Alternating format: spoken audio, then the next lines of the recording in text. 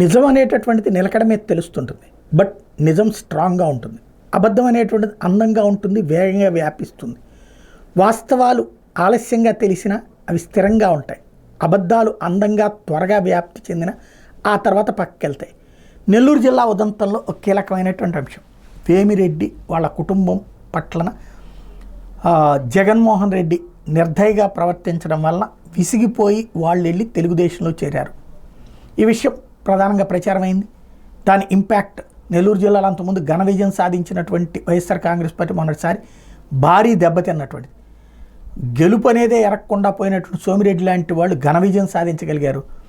ఓటమనేది తెలియనటువంటి నాయకుడిగా కనిపించినటువంటి అదే అక్కడే ఉన్నటువంటి సోమిరెడ్డి మీద పోటీ చేసి వస్తున్న కాకాని ఈసారి పరాజయం పాలయ్యారు. అయితే అక్కడ జరిగిన పరిణామాలకు సంబంధించి ఒక కీలకమైనటువంటి నేత చెప్పుకొచ్చేది ఏంటంటే, వేమిరెడ్డి నేరుగా జగన్మోహన్ రెడ్డి గారిని అడగలేదు. ఆయన ఫీలింగ్ జగనే తన శక్తిని గుర్తించి ఇవ్వాలని.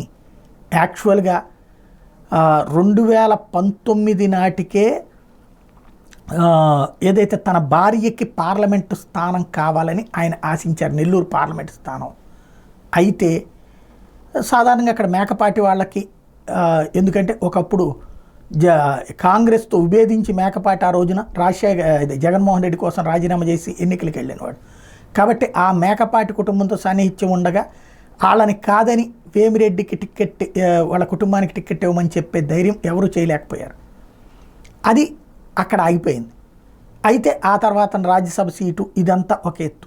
కాకపోతే ఆదాల అక్కడ రంగప్రవేశం చేయడం ఇది అనూహ్యమైనటువంటి అంశం. అయితే విషయం ఏంటంటే, మొన్నటిసారి కూడా యాక్చువల్గా వీళ్ళు కోరుకున్నట్టు అంటే వాళ్ళంతటా వాళ్ళే ఆ సీట్లు కూడా వద్దనుకున్నారు అన్నటువంటి పాయింట్ కన్ఫాము.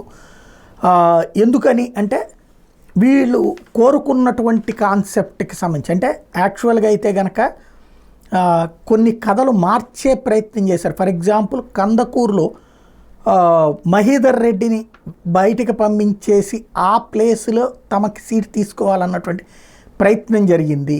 అందులో ఒకటి, మహీధర్ రెడ్డి ప్లేస్లో బీసీ అయితే బెటర్. వాస్తవంగా మహీధర్ రెడ్డికి మంచి పలుకుబడి ఉంది. ఆయన్ని పక్కనకి పంపించి అక్కడ బీసీ అయితే బెటర్ అన్నటువంటి కోణంలో ప్రచారం చేసుకొస్తే ఆ తర్వాత ఆయన పక్కకి వెళ్ళిపోతే ఇటుకు చేతిలోకి వస్తుంది అనుకుంటే అది కాస్త బీసీ అనే పాయింట్ మీదనే వెళ్ళటం ఆ తర్వాత జరిగినటువంటి కథలు చూసాం. అయితే ప్రధానంగా ఏంటంటే అక్కడ ఒకటి, జగన్ ఆలోచన ధోరణి ఒక మార్పుకి అతనికి ఎవరు సజెస్ట్ చేశారు, ఈ చుట్టూతా ఉండేటటువంటి వాళ్ళు. అక్కడ ఒకటి, అనిల్ కుమార్ యాదవ్ని పక్కన పెట్టించడం, ముస్లింలకి సీట్ ఇప్పించడం, కందకూరులో బీసీ మంత్రం పట్టించడం. ప్రయోగాలు చేసినవన్నీ విఫలమైనవి జగన్మోహన్ రెడ్డికి. ఆ ప్రయోగాల్లో విఫలమవుతోందని గుర్తించినటువంటి సందర్భంలో తెలివిగా అటు వేమిరెడ్డి దంపతులు తెలుగుదేశం పార్టీ వైపుకి వెళ్ళడం, ఘన విజయం సాధించడం జరిగిపోయింది.